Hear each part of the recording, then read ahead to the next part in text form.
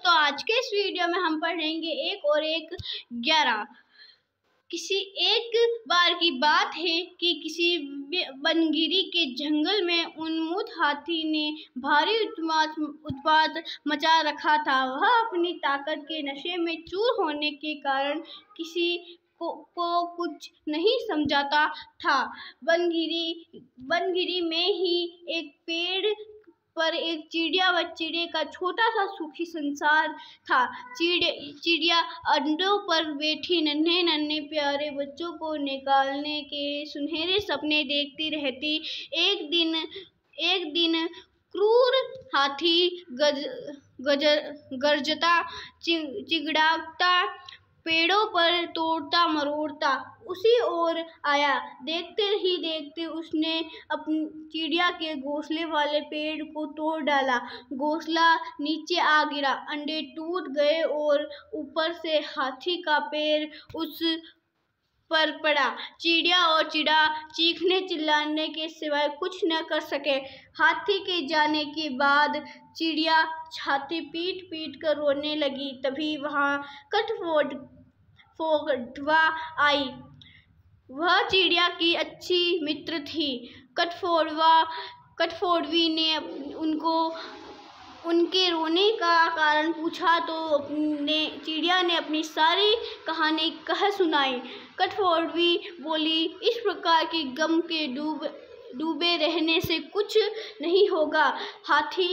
उस हाथी को सबक सिखाने के लिए हमें कुछ करना होगा। चिड़िया ने निराशा दिखाई। हमें छोटे मोटे जीव उस बलशाली हाथी से कैसे टक्कर ले सकते हैं। कठफोड़वी ने समझाया, 1 और 1 मिलकर 11 बनते हैं। हम अपनी शक्तियाँ जोड़ेंगे कैसे? चिड़िया ने पूछा। मेरा एक मित्र है वी, आँख नामक भंवरा। हमें उससे सलाह लेनी चाहिए। चिड़िया और कठफोड़वा भंवरे से मिली। भंवरा गुनगुनाया, यह तो बहुत बुरा हुआ। मेरा एक मेंढक मित्र है, आओ उससे सहायता मांगे। अब तीन उस सरोवर के किनारे पहुंचे जहां वह मेंढक रहता था। भंवरे के सारी समस्या बताई। मेंढक भर्राए स्वर में बोला, आप लोग धैर्य से जरा यही मेरी प्रतीक्षा करें। मैं गहरे पानी में बैठकर सोचता हूँ। ऐसा कहकर मेंढक जल में कूद गया। आधे घंटे बाद वह पानी से बाहर आया तो उसकी आंखें चमक रही थी। वह बोला, दोस्तों, उस हत्यारे हाथी को नष्ट करने की मेरे दिमाग में एक बड़ी अच्छी योजना आई है। उसमें सभी का योगदान होगा। मेंढक ने जैसे ही अपनी योजना बताई, सब खुशी से उछल पड़े। योजना सचमुच ही अद्भुत थी। मेंढक ने दोबारा बारी बारी सबको अपना अपना रोल समझाया। कुछ ही दूर वह उन्मत्त हाथी तोड़फोड़ मचाकर वह पेट भर कोपलों वाले शाखाएं खाकर हाथ मस्ती में खड़ा झूम रहा था। पहला काम भंवरे का था। वह हाथी के कानों के पास जाकर मधुर राग गुंजाने लगा।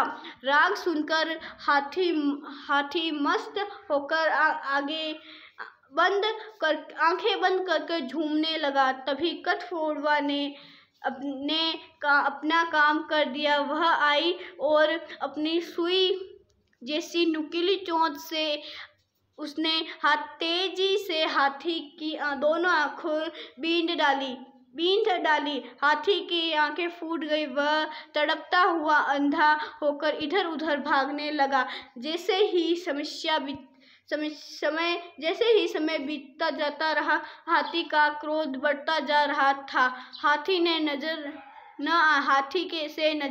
आंखों से नजर न आने के कारण ठोकरों और टक्करों से हाथी जख्मी होता जा रहा था। जख्म उसे चिल्लाने पर मजबूर कर रहा था। चिड़िया चिड़िया कृतज्ञ स्वर में मेंढक से बोली, भैया भैया भैया, मैं आजीवन तुम्हारी आभारी रहूंगी। तुमने मेरी इतनी सहायता कर दी। मेंढक ने कहा, आभारी मानने की जरूरत नहीं, मित्र तो मित्र के काम ही आता है। एक तो आंखों से जलन और ऊपर से चिल्लाते चिंगड़ाते हाथी का गला सूख गया। उसे तेज तेज प्यास लगने लगी। अब उसे एक ही चीज की तलाश थी, पानी। मेंढक ने अपने बहुत से बंधु बांधवों को इकट्ठा किया और उन्हें जाकर दूर बहुत बड़े गड्ढे के किनारे बैठकर टर्राने के लिए कहा। सारे मेंढक टर्राने लगे। मेंढक की टर्राहट सुनकर हाथी के कान खड़े हो गए। वह यह जानता था कि मेंढक जल स्रोत के निकट ही वास करते हैं। उसी दिशा में चल पड़े।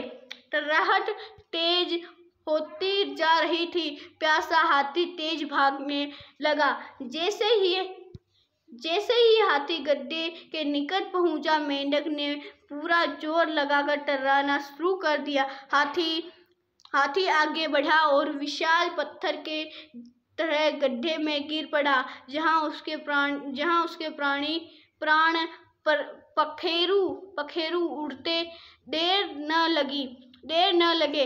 इस कारण उस अहंकार में डूबे हाथी का अंत हुआ। सीख, एकता में पल। अहंकारी का देर या सबेर अंत होता ही है। उम्मीद करते हो आपको ये वीडियो अच्छा लगे। वीडियो को लाइक शेयर सब्सक्राइब कर देना। मिलता है अगले वीडियो में। Thanks for watching. धन्यवाद।